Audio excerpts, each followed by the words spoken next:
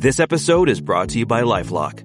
The holidays mean more travel, more shopping, more time online, and more personal info in places that could expose you to identity theft. That's why LifeLock monitors millions of data points every second. If your identity is stolen, their US-based restoration specialist will fix it, guaranteed or your money back. Get more holiday fun and less holiday worry with LifeLock. Save up to 40% your first year. Visit LifeLock.com/podcast. Terms apply. But on the line now is the man who whispered into then-citizen Donald Trump's ear when Frank Morano and all the Republicans here schlepped up Trump Tower. Oh, you should run for governor. You should run against Cuomo. And then all of a sudden Roger Stone say, nonsense. You're running for the presidency of the United States. Am I right about that, Roger? Curtis, that is absolutely correct. I thought the job of governor was too small for Donald Trump. And I was right. Well, let me tell you something. He's saving America, and he's saving the free world. It really is a historic moment. It's a very improbable moment. As you know, John, the only other person who's pulled off this kind of political comeback was a New Yorker, Grover Cleveland, elected president, failed to win re-election. His supporters say it was stolen.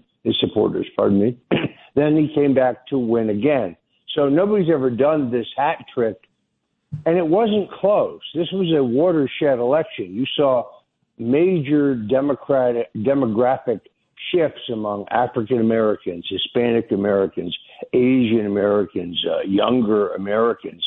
The Republican Party will never be the same again. Our politics will never be the same again.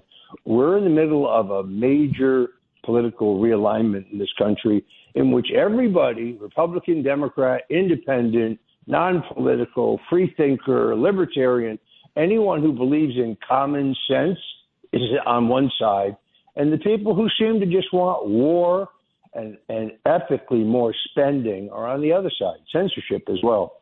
Why is President Trump, is he upset with Mike Johnson or something? Well, of course, you never know on any given basis. Mike Johnson. Well, let's check. Today is Friday. Yeah, it's tough to know.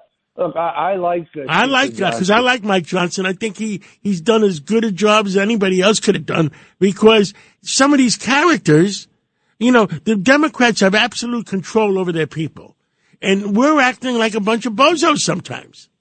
Well, John, you're exactly right, John. So Speaker Johnson has an impossible job. He's only got a 3-seat majority, and he's got 3 elections coming up, 2 in Florida and 1 upstate for a Elise Stefanik seat.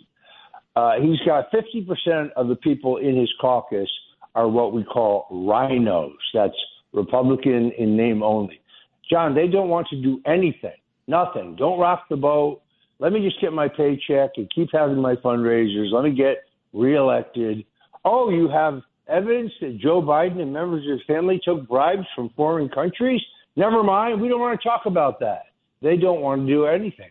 And then on the other hand, Johnson's got the firebrands who want to burn the house down, who want to go after the Democrat corruption, hammer and tong, starting with the fake January 6th committee investigation. So he has an impossible task. He's got to get a majority to do anything, and it's very, very difficult. Understood. I mean, what I've told all the Mike Johnson, I've talked to John Thune and everybody, the one thing we have to do during the next 24 months is one American, one vote. Enough. What's her name? Harris. I'm forgetting her name already. Harris won. The only states she won are the states that had no voter ID. How do we fix it? We got to fix it because the American people deserve to have an honest election.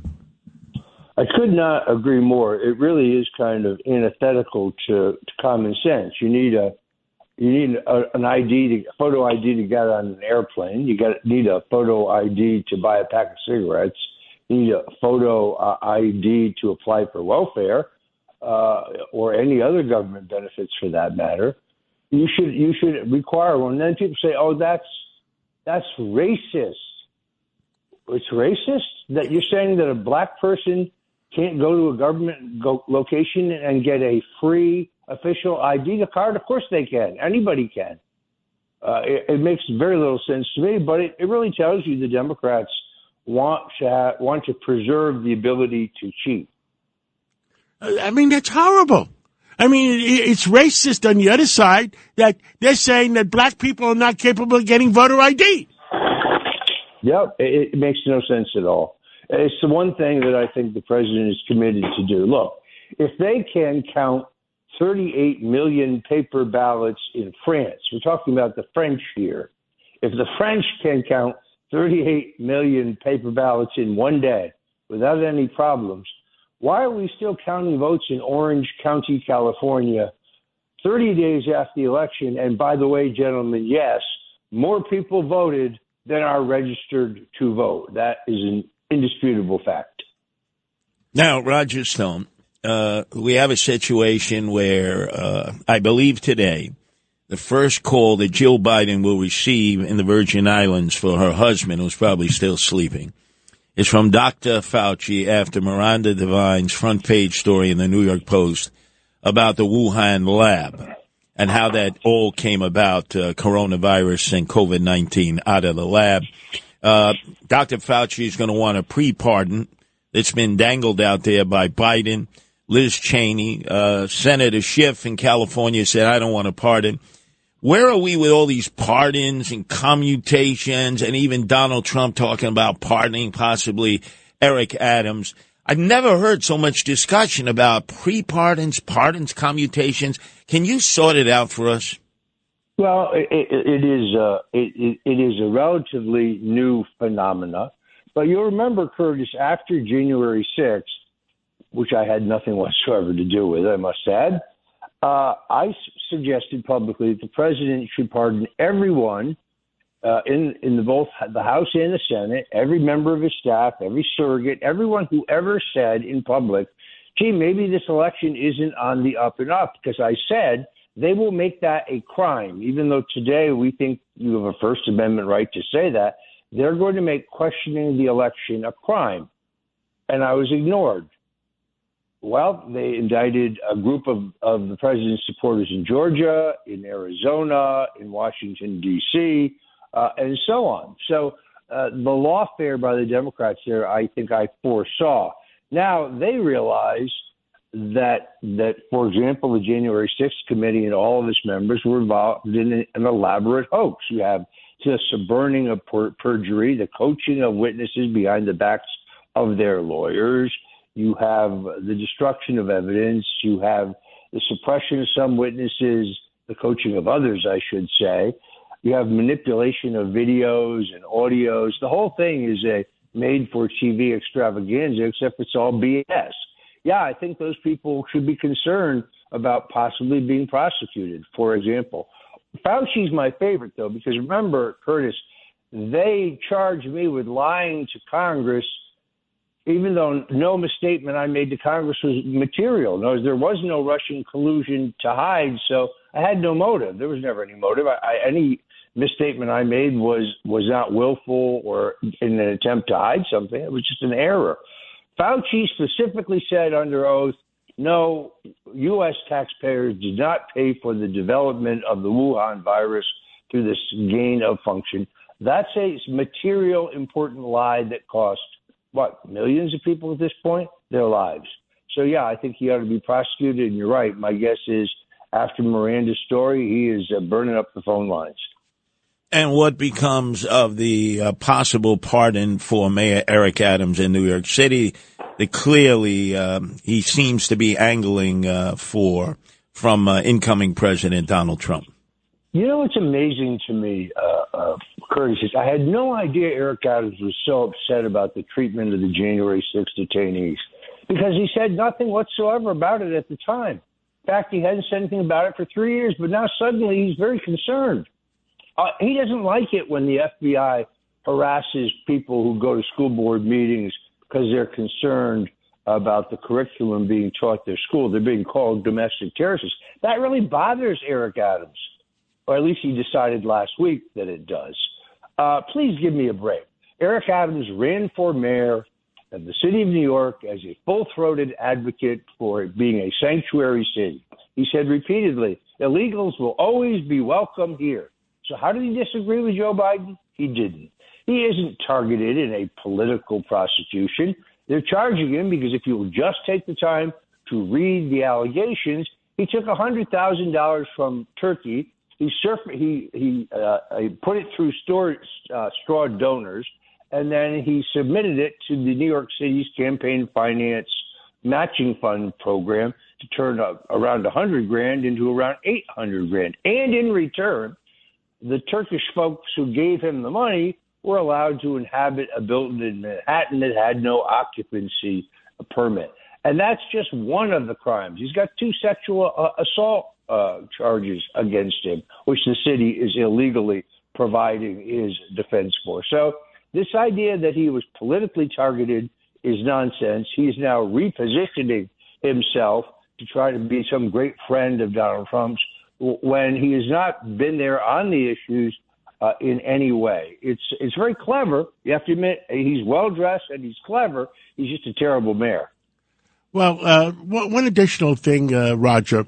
Now that Donald Trump we're going to save America, we're going to save the free world, because I really believe that, our inner cities, San Francisco, Chicago, Atlanta, what are we going to do to save the black and brown kids in those cities? You know, President Trump's enterprise zone program that he did with Senator Tim Scott worked extremely well. I think you have to give, going all the way back to Nixon, you have to give tax breaks to companies that will go there and locate there and hire people there. That's one thing to do. But, John, you know, the real answer is we need to get tough on crime again. In New York State, I don't need to tell you folks, you commit a crime, but thanks to the no bail policies of the Democrats, the criminal's right back out on the street in 5 minutes. Maybe it's 15. The point is, it is the high tax, soft on crime policies that are destroying our cities. And the way you fix that is to end them. Stop penalizing people for creating jobs. Stop penalizing people for employing others. Give people an incentive to build in the cities. And we have to enforce the laws. Would you go to downtown Philadelphia? I would not based on what I wouldn't walk around at night at downtown Philadelphia. I wouldn't walk around at night in New York right now. I mean, it's crazy what's going on. Yeah, and that was unthinkable when Rudy Giuliani was mayor, when Mike Bloomberg was mayor. New York City was safe. I'm surprised by the ubiquitous smell of marijuana everywhere I go. I'm a long-time advocate. Who's going to start a class action suit because everybody that doesn't want to smell marijuana is forced to sell marijuana? I mean, when it was cigarettes, my God, the world was coming to an end. You're smoking a cigarette, you're a terror. But they're not doing the same thing with marijuana. No, it's absolutely true. Look, I'm a long-time advocate for legalization because when my father died of cancer, it was of enormous assistance to him. So I guess what I'm for is medical marijuana to begin with.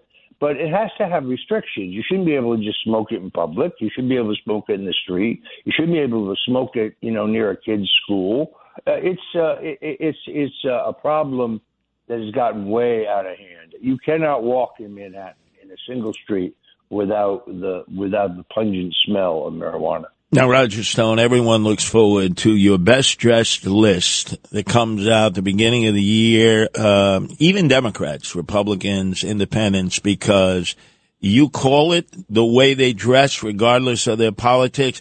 Greg Kelly, you've cited him. He's wondering if he's in competition to make the list again this year. Well, you've also you have Sid Rosenberg coming on strong. I must tell you, as someone I got to consider because he's got this thing going with Joseph Abboud, who's a great designer.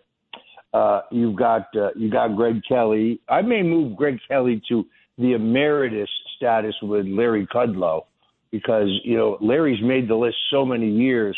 I just moved him to the emeritus status. He's one of the best dressed. I'll never make it. I only have a $99 jacket from whoever Margot buys it from.